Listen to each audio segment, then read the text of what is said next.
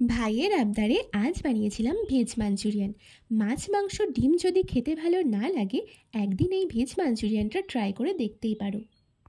তো সেই জন্য প্রথমেই বেশ খানিকটা বাঁধাকপি আর গাজর খুব ভালো করে গ্রেড করে নিয়েছিলাম।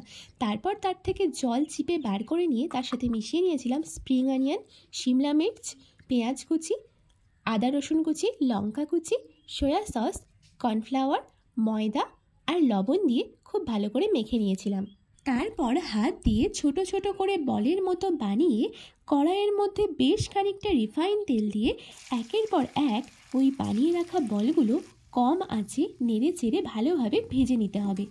তারপর গ্রেভির জন্য কড়াইয়ের অল্প তেলের মধ্যে আদা রসুন কুচিটা হালকা ভেজে নিয়ে তার মধ্যে দিয়ে দিয়েছিলাম কিউব করে রাখা পেঁয়াজ আর ক্যাপসিকাম।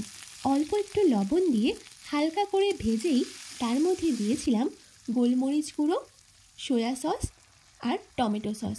আমার কাছে রেড চিলি সস ছিল না বলে আমি অল্প একটু কাঁচা লঙ্কার ব্যবহার এখানে করেছিলাম। ওগুলো হালকা ভেজে নিয়ে কর্নফ্লাওয়ার গোলা জল দিয়ে ভালো করে নাড়তে হবে। ঝোল ফুটে উঠলে তার মধ্যে আগের থেকে ভেজে রাখা বলগুলো দিয়ে ভালো করে নেড়ে চেড়ে রান্না করে নিতে হবে।